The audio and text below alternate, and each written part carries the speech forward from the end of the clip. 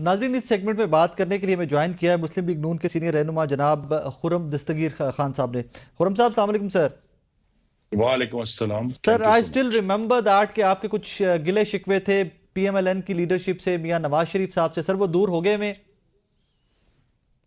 जी नहीं, एक हकीकत का इजहार मैंने किया था और उसके बाद कायदे मोहतरम ने बहुत शफकत की और अपने जो पोते के वलीमे पे मुझे मदऊ किया। जी। मेरी वहां उनसे मुलाकात हुई, लेकिन जो मेरा बुनियादी नुक्ता था वो अपनी जगह पर कायम है कि पार्टी को अपने आप को जदीदियत की तरफ ले जाने के लिए, मॉडर्नाइज करने के लिए वसी तर मुशावरत की जरूरत है। व्हेन वी लुक अराउंड तो आईएमएफ के वफूद बड़ी माइक्रो मैनेजमेंट में आए हुए पाकिस्तान के अंदर। सर, अगर गवर्नमेंट इतना अच्छा परफॉर्म कर रही है, इतनी माइक्रो मैनेजमेंट बाय आईएमएफ?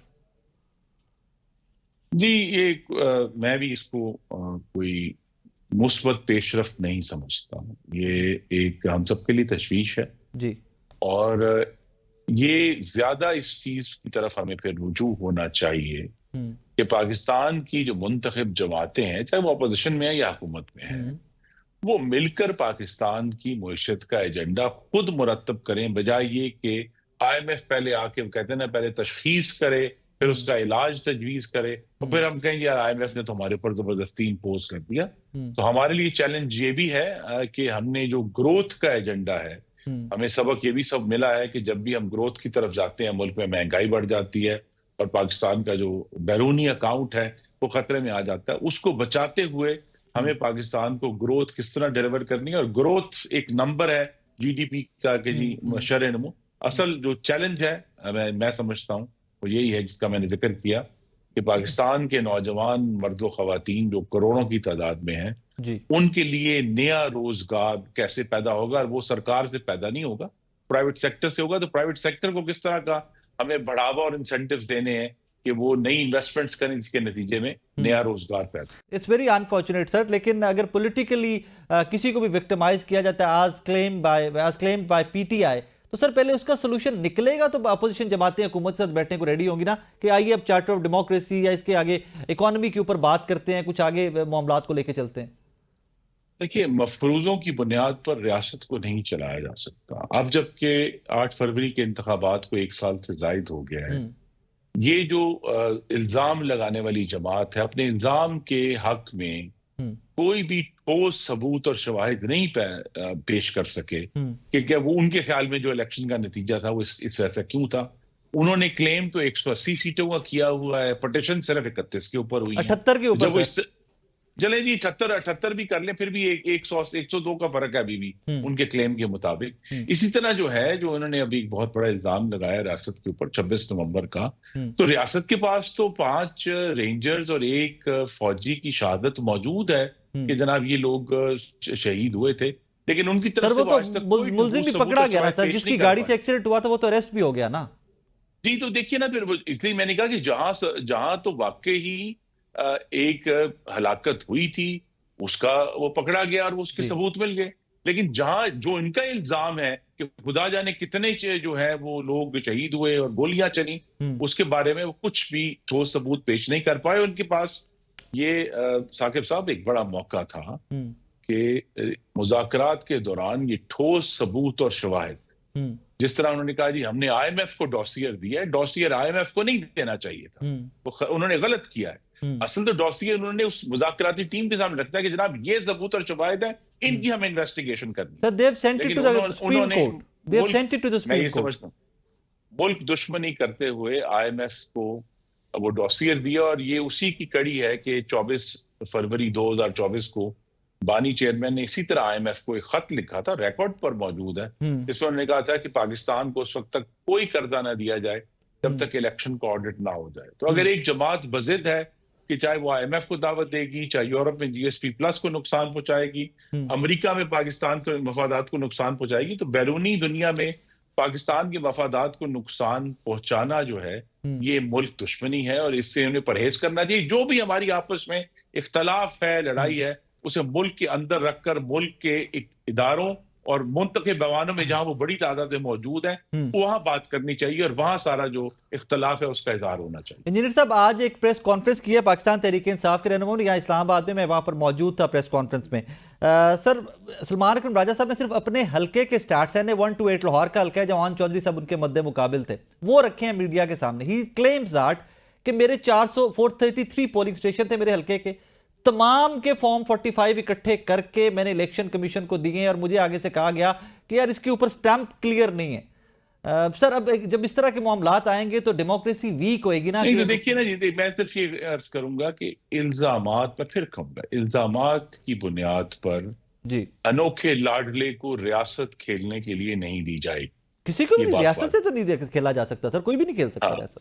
हाँ, तो इसीलिए जो है, जो भी साहिबान हैं पाकिस्तान में ऐसे इदारे मौजूद हैं कि वो इन इदारों में अपनी कंप्लेंट्स लेकर जाएं, क्योंकि देखिए मीडिया में तो अदालत नहीं लगनी, अदालत तो अदालत में लगनी है। सर, मीडिया ने दिखाना है कि this is happening in the country, हमने सिर्फ दिखाना है। वो तो देखिए, हमें वही तो बात है ना कि ये सारे इल्जामात जो हैं, वैसे मैं भी इलेक्शन पिटिशन में हूँ इस वक्त, जो लाहौर में इस वक्त ट्राइब्यूनल बना हुआ है, मैं भी समझता हूँ कि मेरे इंतखाबात में बहुत बड़ी बड़ी बेज़ाब्तगियां हुई हैं, लेकिन उसका ये मामला कि जी हम मीडिया को अपनी अदालत बना लें और जहां असल अदालत है वहां कोई पेश ना हो और अपना मौकफ पेश ना करें। और अगर उनको अदालत से इख्तलाफात हैं तो वो बहुत बड़े बड़े वकला वहां मौजूद हैं जो उसका सद्देबाब कर सकते हैं। लेकिन ये जो खेल है ये खेला जाएगा, जाहिर है मीडिया में ही खेला जाएगा, लेकिन इसकी कोई भी वैलिडिटी या इसकी जो साख है वो तो अदालत से ही बाहर आएगी। सर, क्या खूबसूरत इलेक्शन हुआ है कि मेरे साथ पीएमएलएन के मेहमान हैं, वो भी क्लेम करते हैं कि बेजाब्तगी हुई है, तहरीक इंसाफ भी बेजाब्तगी हुई है। सर, कब सिस्टम इतना स्ट्रेंथन होएगा कि जो इलेक्शन का रिजल्ट आएगा उसको तमाम लोग इस मुल्क में मान लेंगे? जी, जब एक दिन आएगा कि ये तमाम जमातें मिलकर एक नया मिसाक जमहूरियत पर दस्तखत करेंगी, जिसका मकसद सिर्फ एक होगा कि मुल्क में वो जो गैर मुंतखब ताकतें हैं कोई भी जमात उनको अपनी मदद के लिए नहीं बुलाई। और बड़ा अच्छा लगता है सर ये सुन के। तमाम इनसार जो है वो पाकिस्तान के अवाम पर होगा। इसमें अगर कोशिश किसी ने की है तो मुस्लिम लीग नून ने और पीपल्स पार्टी ने 2006 में पहले शहीद बेनजीर भुट्टो और नवाज शरीफ ने साइन किया। और जो चीज अक्सर मीडिया भी भूल जाता है जानबूझकर या उनको मालूम नहीं है कि पाकिस्तान की तारीख के सबसे बड़े इंतखाबी इस्लाहात 2017 के इलेक्शन एक्ट में किए थे, जिसमें पीटीआई हमारे साथ शामिल थे। लेकिन वो जो कानूनी इस्लाहात थी जो हमारा काम था करना, उसके नतीजे में 2018 का बदतरीन इलेक्शन हुआ, जिसमें इलेक्शन के रिजल्ट्स को मैनिपुलेट किया गया हमारी नजर में, और इसी तरह 2024 का इलेक्शन हुआ जिसमें पीटीआई की नजर में उसको मैनिपुलेट किया गया। इसका जो असल तरीका फिर यह है कि बानी चेयरमैन बजाय पाकिस्तान के चीफ ऑफ आर्मी स्टाफ को खत लिखें, उनकी जमात सियासी जमातों के साथ बैठे और उसकी तरफ पेशरफ्त करे। इस तरह की खतबाजी से, चाहे वो आईएमएफ के साथ है चाहे वो चीफ ऑफ आर्मी स्टाफ के साथ है, पाकिस्तान की जमहूरियत मजबूत नहीं हो। सर, लास्ट क्वेश्चन मेरा, मियां जावेद लतीफ साहब अक्सर वैसे तो पहले टेलीविजन पे नजर आते थे, आजकल नजर नहीं आ रहे। वो आज भी कहते हैं कि यार हमें हुकूमत दी गई, हम नहीं लेना चाहते थे।